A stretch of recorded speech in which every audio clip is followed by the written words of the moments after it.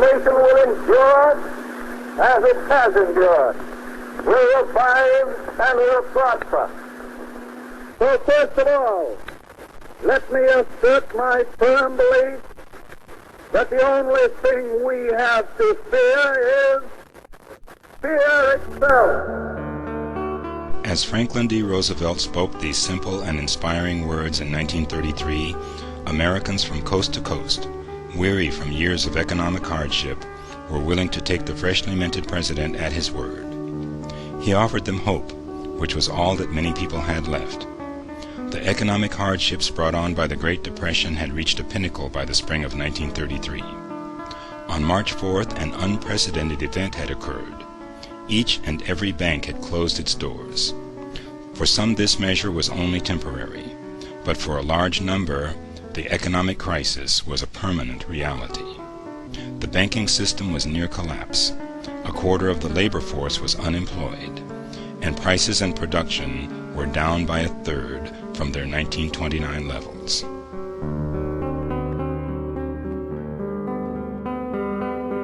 During his first inaugural speech, President Roosevelt looked over the tense crowd in front of the Capitol, anxiously gathered before him, and with unquestionable conviction stated, "This nation asks for action, and action now."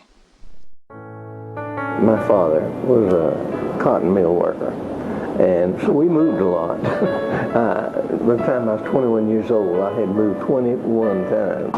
But we didn't have a big house back then, and you didn't have carpet or anything like that. You had linoleum floor, wooden floors with linoleum rugs down on top of it to keep the air out, because some of the places we lived, you could see the ground through the floor. We ran a country grocery store. We ran a grist mill and a cotton gin. In the South, cotton was the king, and you couldn't get anything for the cotton. And then the government came along and had us take and cut out cotton production. Back in the Depression, we saw a lot of people come from southeast Kentucky and eastern Tennessee because they wanted to get better jobs. There was nothing going in the coal mines. And so we had a lot of people come in that were in bad shape. And they also went across the river to Cincinnati, and there were almost little enclaves of them, those people, hoping they'd get someday up to Detroit. People found ways to get money, to do a job, to get employment, to keep the family going.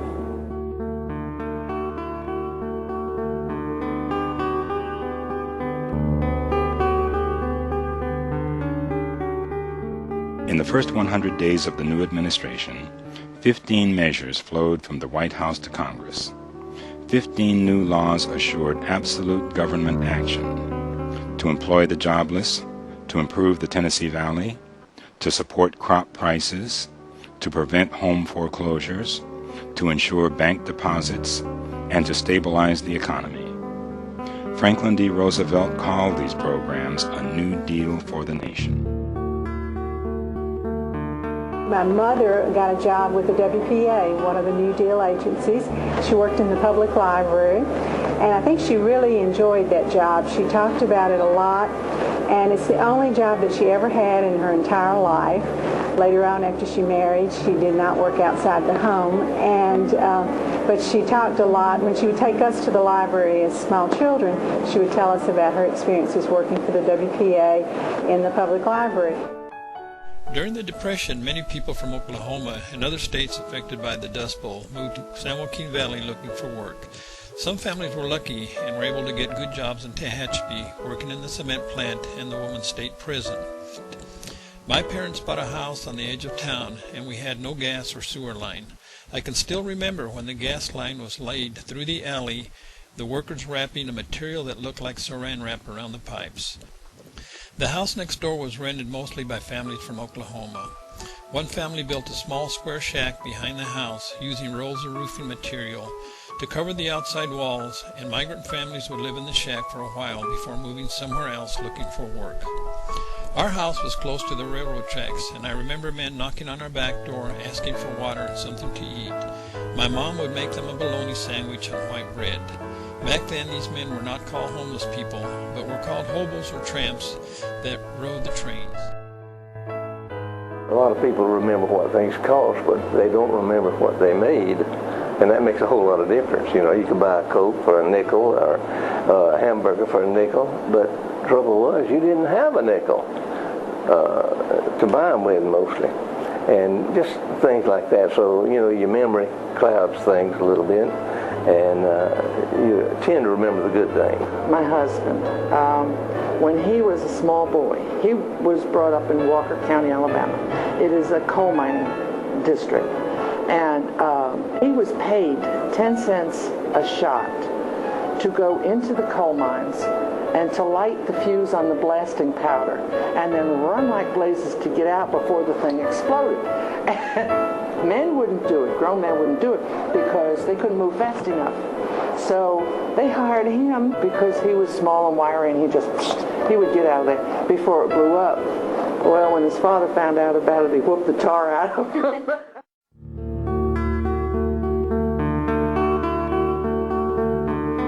The president's first priority was relief for the millions of Americans who suddenly found themselves without work, without food, without shelter, and without hope. He concluded that help for the downtrodden must come from beyond the traditional private or local government sources. He believed that the federal government needed to take on a larger role in providing for the well-being of the American people. Of his many initiatives, the Works Progress Administration was the largest. It was created in the spring of 1935, and it further extended the national relief effort.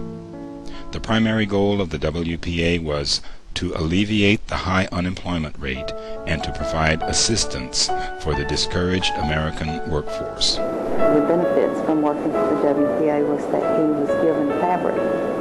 And my mother has told me several times of a story of where they got the fabric. And it seems that the fabric was all one color and one design. So everybody knew if you had that fabric that it was a WPA type part of their job, part of their pay. My grandmother made dresses for all the girls, and my mother was real excited because that meant she had 2 dresses.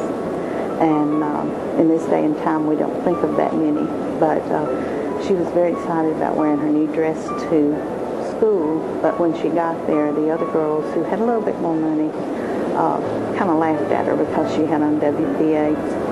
But I laughed at her statement. She said, "I didn't care. I had another dress," and said that was the most important thing. My grandmother was a seamstress, and she worked all of her life, all of her married life, and she would send this aunt out to collect remnants from clothing factories. And so clothes was not a problem. It was not an issue because my grandmother could make something out of nothing, always. She said, however, shoes, they didn't have shoes because Grandma couldn't make shoes. One of my aunts, who was 85, shared so many stories with me. She said that she didn't feel that the Depression had made that much of an impact on them because they were a family of 9 children. So life was just always a struggle. And she didn't really notice that much because everybody in the neighborhood and all the other family members were working just as hard and struggling just as hard. One of the stories that my mother tells is that the rolling truck would come to their farm once a week, and if they had worked hard for their family that week, they got 1 egg. Each child, there was 12 children. They got 1 egg, and when the truck came, they could trade that egg for a piece of candy. And my mother tells to this day how good that candy tasted because that was the only candy they got for another whole week. When we were little, we had to go out near the dump and play ball. You know, use rocks and stones for bases. My brother and I, one of the things that we loved to do all the time in the summertime was to go and pick blackberries. Blackberries are plentiful and they're free. They grow wild in the woods, and we would always come home and I would help her make a pie, blackberry pie, and we loved it. And she would always tell me that we were using her mother's recipe. And blackberry pie is a very simple dish to make. It doesn't cost very much if the blackberries are free. It's just a little sugar and then a little crust made with flour and lard. And she would tell me that there were times during the Depression when blackberry pie is all that they had to eat.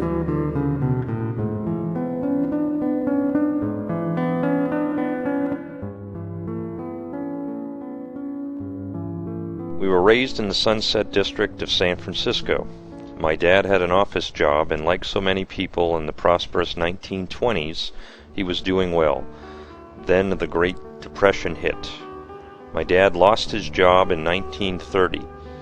His savings were depleted. We were forced to accept charity. The term welfare was not in vogue at the time. The procedure was once a week the Associated Charities of San Francisco would deliver boxes of food to needy families. We would watch as the boxes were brought to the men. At first, 1 or 2 families were getting aid, but as the Depression deepened, most of the families were receiving assistance. It was sad to see men selling apples on the street corners. Their clothes were old and shabby and usually consisted of a pair of old pants with a suit coat, trying to stay warm on a typical foggy day. We lost our house, a cottage at 1933 8th Avenue, which still stands and is presently occupied. Edward McSweeney, June 1994. My grandfather used to talk a whole lot about the Depression, and he often stated that during the Depression that money was real tight. And I remember a story he telling me about his oldest son. He said, if you do it right, living on the farm, you could always eat. And he said he didn't have to stand in the soup line, anything like that, because he was able to raise his own food. And also, he had plenty of cows and chickens and hogs for food. So he wasn't hungry, but some of the other things like clothing, his family didn't have many clothes or anything like that. They didn't have much money to buy them. And he stated that his son was barefooted and he wanted him to go to school, and he didn't have shoes. And he found the nickel, and with that nickel he went and bought his son a pair of shoes. My grandmother, she stated that she was mad at President Hoover at the time, and she felt at that particular time that the work she had to do wasn't much better than the work that her grandparents had to do, and you know, they were slaves, and she said that wasn't much better than slave labor. My maternal grandmother was born in Maine in 1920. In the summer of 1929, when she was 9 years old, her parents decided to move to Michigan because some other family members had found work there. They had a substantial amount of money in the bank when the stock market crashed in October of 1929. The banks closed and they had no access to their funds. Over time, they both lost their jobs. They struggled for a couple of years in Michigan. In fact, they lived near a state prison, and my great-uncle told me that he remembered people talking about breaking into the prison because the prisoners were able to get a lot of fresh foods from the gardens that they grew. After struggling for a couple of years in Michigan, my great-grandparents received a letter from a relative in Maine who said that he could provide a job for my great-grandfather in the logging industry. The relative who offered this job wrote to the state officials on behalf of my great-grandfather, and the state agreed to provide him with $25 and a Model T Ford to travel back to Maine with. It was a journey of mishaps. The Model T Ford that they were given had no fuel pump like modern cars. The gas was gravity-fed into the engine, so that the car had to go up steep hills in reverse. And in fact, the car was so slow at times that the family would just get out and walk beside it. But they eventually made it back to the Maine woods, where my great-grandfather worked as a logger for a while near the town of Andover. I know that during that time, loggers who worked hard could make about $1 a day cutting cordwood. They used buck saws and axes and hauled the trees out of the woods using horses. And if they were lucky, they could cut 4 to 6 cord of wood a day.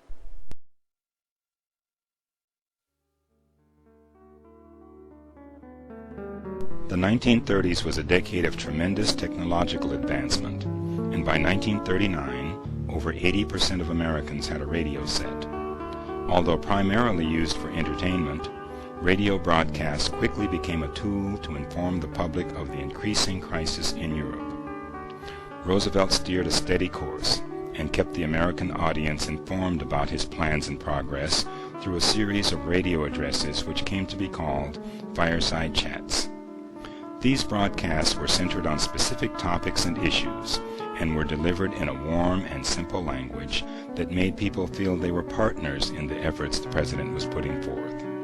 When Franklin Roosevelt, poised and self-assured, addressed his audience as "my friends," most Americans believed they were exactly that.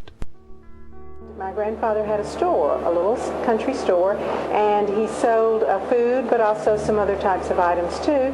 And he was very successful with his business until the Depression came along, and he had extended credit to a lot of people. And of course, people were out of work and they were not able to pay. And if they didn't pay him, then he couldn't afford to operate the store. So he lost his business.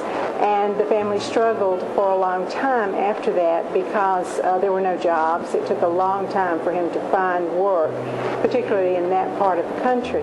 My grandfather was a grocer, always had been a grocer, and that I noticed in the city directories that they were always moving, and she said that was because he was always looking for a better location, a better neighborhood where business would be better and they might be able to improve their finances. But he eventually went out of business after 25 years of being a grocer. His ruin had been his compassion for the poor people. He gave credit and they couldn't pay him back. They didn't know that they were poor as such because they had food, they had a place to live.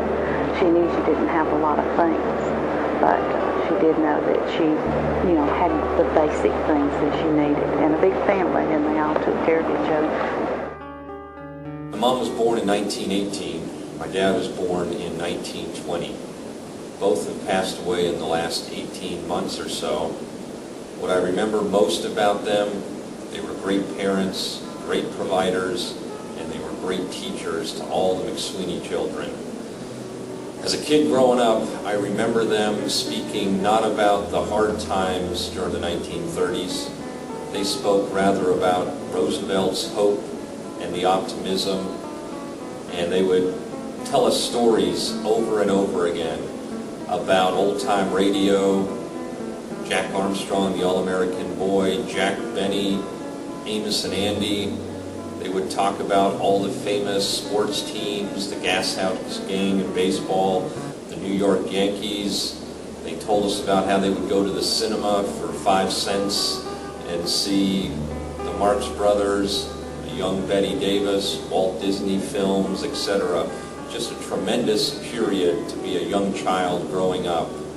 And I guess as testimony to their own parents, they kept that side of the Great Depression in terms of the negative image away from us. We were aware to a degree, but most of our friends were in the same boat we were. So we didn't know much about the discrepancy. We'd see the big houses, the people had big homes and things like that, but we never came in contact with them much or talked to them much, so we just knew they had a lot more than we had, but there was no hope out there. We never really desired to be rich because we knew it was hopeless.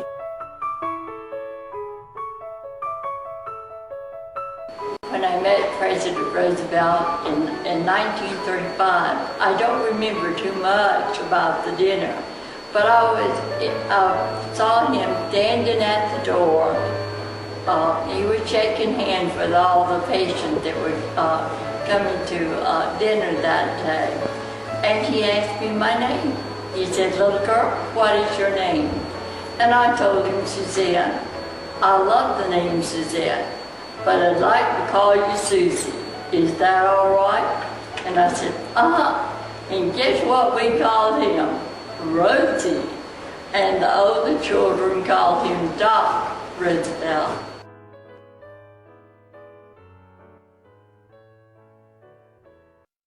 We have a late bulletin.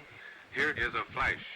President Roosevelt passed away this afternoon at Warm Springs, Georgia. This afternoon at his little white pine cottage atop The Pine death of Mountain. Franklin D. Roosevelt in his 63rd year at his home in Warm Springs, Georgia, which was affectionately called the Little White House. They said it beyond a doubt it was cerebral hemorrhage. The grieved Allied world is pouring out its sympathy. The president's death came without warning. He had been in Warm Springs. 4:35 p.m. Eastern Wartime, the president died without pain.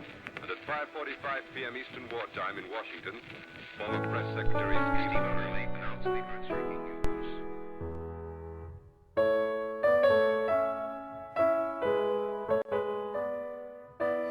He was sick when he got back from Yalta. He thought, well, if I can get down to Warm Springs, I can get my strength back. And he looked bad. He was 63 years old. And, but he had been, he looked like he was tired.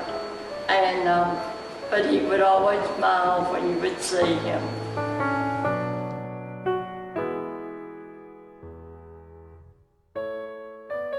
When the news came on April 12, 1945, that President Roosevelt had died, all Americans felt the severity of this loss. Millions mourned over the death of a man that most had never met. President Roosevelt died, confidently believing that victory was assured, but never able to fully realize the success of all that he had accomplished. In the federal programs, there seemed to be no discrimination, so that a black person could get a job with the WPA just as soon as a white person. They loved FDR and they loved the federal programs because as black families, they felt that they were really benefiting by those programs. My mother, you know, who was, she came over here in 1914, but she thought Roosevelt was the greatest thing walking. So, yeah, she took it badly. And a lot of the neighbors did. It was a labor town. It was a savior back then because things were so bad. It was a very difficult time, and it had it just left so many memories with people, and I think sometimes they're reluctant to talk about those.